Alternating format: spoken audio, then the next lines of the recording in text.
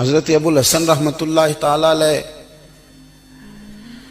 حضرت معاذ ابن جبل رضی اللہ تعالیٰ عنہ کے پاس بیٹھا کرتے تھے. فرماتے ہیں ان سے جو پیار بڑھا تو پھر میرا مصلی سے بھی بڑھ گیا. تابعی ہیں. فرماتے ہیں صحابی رسول سے محبت ہوئی تو ذکر سے بھی ہو گئی, پھر درود شریف سے بھی ہو گئی. محبت ان سے بڑھی تو پھر اللہ نے مسجد کا پیار بھی بڑھا دیا.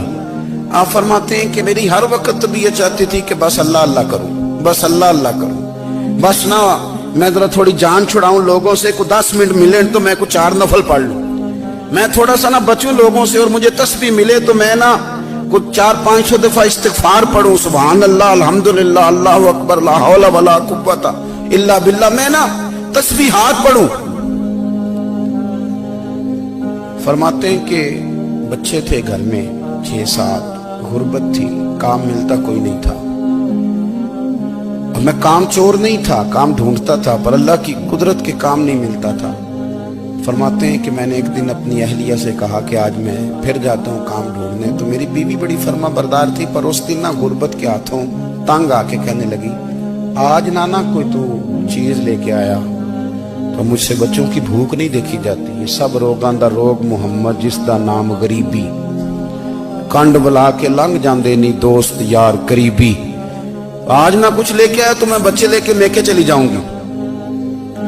شیخ فرماتے ہیں کہ میں بڑا پریشان گھر سے نکلا, پر میں نے صبح سے لے کے زور تک کام ڈھونڈا, کام ملا کوئی نہیں. تو میرے دل میں خیال آیا چلو کام نہیں ملتا تو اللہ اللہ تو کرے نا, چلو بندوں کی مزدوری نہیں ملتی تو رب کریم کی عبادت ہی کرتے ہیں. فرماتے ہیں کہ میں نے نا فرات کے پانی سے وضو کیا نہر کے, شدید دھوپ تھی, ساتھ ریت تھی اور ریت تپ رہی تھی.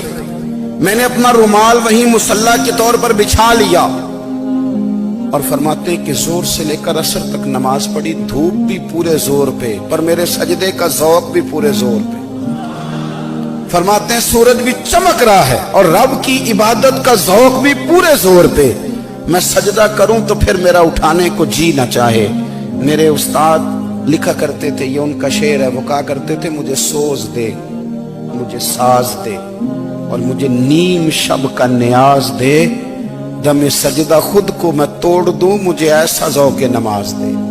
اور میں تیری بہار کا پھول ہوں, میں کھلا بھی ہوں تو تیرے لیے, مجھے میری شاخ سے توڑ لے, مجھے اپنی زلف کا ناز دے. بھائی فرماتے ہیں کہ عصر تک میں نے نفل پڑھے, دل ڈھلنے لگا, عصر کی نماز پڑھی اور میں وہاں سے چلا. اب میں جب نکلنے لگا تو دل میں خیال آیا کہ چھوٹی چھوٹی دیواریں ہیں گھر کی, بغیر کچھ لیے جاؤں گا تو بیوی دور سے دیکھے گی تو شور کرے گی کہ پھر خالی ہاتھ آ گیا ہے. کہتے میں نے اپنی اسی رومال میں جس میں میں نے نماز پڑھی تھی نا, رومال میں کی آخی دے پنجابی جسافہ کہتے ہیں, اسی میں نا میں نے کچھ ریت بھر لی کہ وہ دور سے دیکھے گی تو سمجھے گی کچھ لے کے آیا ہے, چلو جا کے اسے بتا دوں گا کہ آج پھر مزدوری نہیں ملی. کہتے ہیں وہ ریت لے کر جب میں گھر میں گیا تو پہلے بیوی دروازے پہ کھڑی ہوتی تھی, پوچھتی تھی خالی ہاتھ آ گئے ہو؟ آج میں نے دیکھا تو ہے ہی کوئی نہیں. فرماتے ہیں میں اندر داخل ہوا, سلام لیے, کونے میں میں نے وہ رومال رکھ دیا اور میں نے آواز دی کہ بھلی مانس کہاں ہو؟ تو وہ کہنے لگی آپ منہ ہاتھ دھو لیں, میں روٹی لے کے آئی. میں نے کہا روٹی کہاں سے آ گئی؟ یہاں تو کئی دنوں کے فاقے, تو کئی دنوں کی غربت ہے, یہاں تو اس گھر میں تو فقیری ہے. فرماتے ہیں کہ وہ روٹی لے کے آئی اور اس وقت کی جو موجودہ نعمتیں تھیں, سمجھنے سلاد اچار ہر چیز ساتھ لائی. میں نے کہا کہ بچے کہاں گئے؟ کہنے لگی وہ کھانا کھا کے کھیلنے گئے, آپ کھانا کھا لیں آ جاتے. کھانا اس نے چن دیا. میں نے حیرت انگیز لہجے میں ساری نعمتیں اپنے دسترخوان پہ دیکھ کر کے بیوی سے پوچھا یہ کہاں سے آیا کھانا؟ بچوں کو تو نے کہاں سے کھانا کھلایا؟ یہ سارا کچھ کیسا ہے؟ کہنے لگی پتہ نہیں آج آپ کس کریم کی مزدوری کرنے چلے گئے تھے, پتہ نہیں کس کریم کی. میرے گھر میں تو اتنی نعمتیں آئی ہیں کہ مجھ سے سنبھالی نہیں جا رہی, اتنا اناج ہے, اتنا گندم ہے, کس کریم کے دروازے آج چلے گئے تھے؟ یہ کہتے کہتے وہ اٹھی اور اٹھ کر کے کہنے لگی پہلے بڑا کچھ آیا تھا, اب کیا لے آئے ہو؟ اور جا کر کے نا اس نے وہ ریت والا رومال کھولا, کہنے لگے میں تو لے کے آیا تھا ریت, تو میرے رب نے اسے بھی سونے اور ہیرے بنا دیا تھا. جب آپ کی توجہ اللہ کی جانب, میرے نبی پاک صلی اللہ تعالی علیہ وسلم نے فرمایا ہر چیز اپنے رب سے مانگ, ہر چیز مانگ, ہر چیز مانگ. یا رسول اللہ کیا کچھ؟ میرے محبوب نے فرمایا تیرے گھر میں نمک بھی ختم ہو جائے تو وہ بھی اپنے رب سے مانگا کر. تو مانگنا, وہ تجھے دے گا, تو اس کی بارگاہ میں کشکول طلب دراز تو کرنا.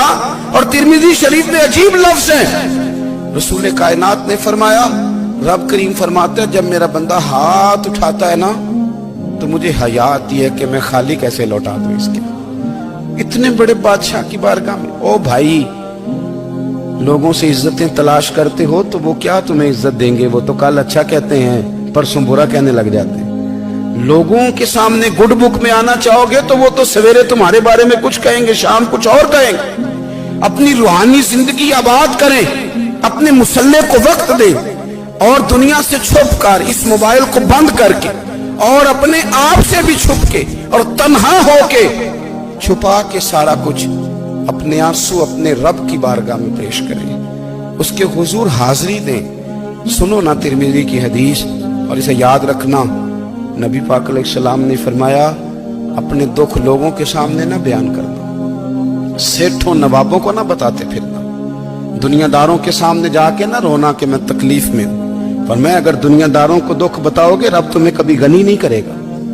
اور لوگ ہیں کہ الٹا مذاق اڑائیں گے آپ کی, جس سے بڑی پکی یاری ہے نا, پکی, وہ تب تک پکی ہے جب تک آپ نے 50,000 مانگا نہیں. اور جس وقت آپ نے کہہ دیا کہ میں مجبور ہوں میری مدد کر, تو پھر ختم ہو گئی دوستی. لوگوں کی تعلقات آپ کے ساتھ تب تک ہیں جب تک آپ ان سے کوئی ضرورت وابستہ نہیں کرتے. کریم محبوب فرمانے لگے بندوں کے سامنے دکھ نہ بیان کرنا, اللہ تجھے کبھی غنی نہیں کرے گا. تو اپنے دکھ اپنے رب کو بتا, تو دعائیں مانگ, تو اس کی بارگاہ میں حاضر ہو, تو اس کے حضور عرض کر. فرمایا اپنے دکھ اپنے رب کو بتا, وہ جلدی کرے یا دیر سے کرے تجھے ساری دنیا سے بے نیاز کر دے گا, تجھے کسی کا محتاج نہیں رہنے دے گا.